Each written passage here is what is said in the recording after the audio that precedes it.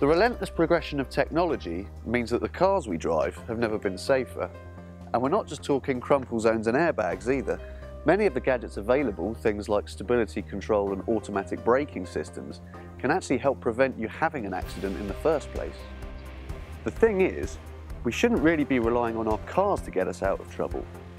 We all consider ourselves to be safe drivers, but no matter how safe we think we are, there's always room for improvement. That's why we've come to Bedfordshire to meet Colin Hoad. Colin is the founder and chief instructor of CAT Driver Training, a company that specialises in teaching advanced driving techniques. He's earned pretty much every driving qualification going, so there's nothing he doesn't know about being safe on the road. That's why we've teamed up with Colin to bring you Auto Trader's top 5 tips for safer driving. Let's talk about observation. What we have a tendency to do is to look from the bonnet forward, which perhaps might not be the best thing to do. In terms of assessing hazards, I want to look to the furthest point, the horizon, and scan back to the car. That allows me to take an early safe decision on the hazards ahead, but I'm also prepared to scan back to the foreground to assess a hazard that might be there. For example, perhaps a pedestrian walking off the pavement. That might momentarily take 100% of my attention. I deal with that hazard, I take the appropriate action, and then my eyes go back to the horizon rather than down to the bonnet.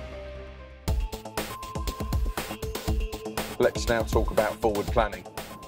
I need to be assessing the hazard as I negotiate the road and taking the appropriate action. I think I'll make a better job of that if I'm aware of the potential hazards ahead of me for any given driving circumstance. I'm on a rural road at the moment, an A road.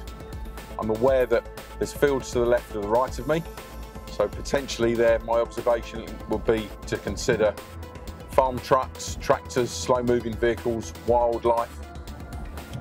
The earlier I look, the earlier I can make a safe decision. So quite simply, early vision, early decision. Escape routes. It sounds a little sarcastic, but no one's ever had an accident driving into an empty space. My intention is always to leave enough space in front of me, to the side of me and behind me if possible, in order to have somewhere to go in the event of a sudden incident. I'm stationary at a junction now, and I've left tyres and tarmac between the vehicle in front and my vehicle. I can see the tyres of the vehicle in front. I can also see a piece of tarmac, the road ahead of me. If a vehicle behind me was approaching at pace and wasn't going to stop, in this particular situation, I could move to the left, to the right, or I could move forward to reduce the possibility of someone driving into the back of me. Making space. There's no better place to discuss the subject than driving on a busy motorway. I can also consider a little game that I play when I'm driving. What I'd like to do is to keep space around me in all driving scenarios on the motorway. So I imagine my car is sitting in a blown up balloon, and if I get too close to the car in front, behind or to the sides, my balloon starts to squeeze together. So what I really want to do is keep that balloon a nice circular shape. I want to make sure that as I overtake a vehicle, I'm alongside them for the shortest possible time. If I'm overtaking an articulated lorry and I have a vehicle in front of me, I will wait until the vehicle in front has cleared the truck before I proceed. Concentration. It's easy in modern life to be distracted by things out of the car. What am I going home to do? Perhaps cook the tea for the kids. Perhaps I'm going to be thinking about the meeting I'm driving to and the content of that meeting. I work very hard to focus on the job of driving and not be distracted by outside sources.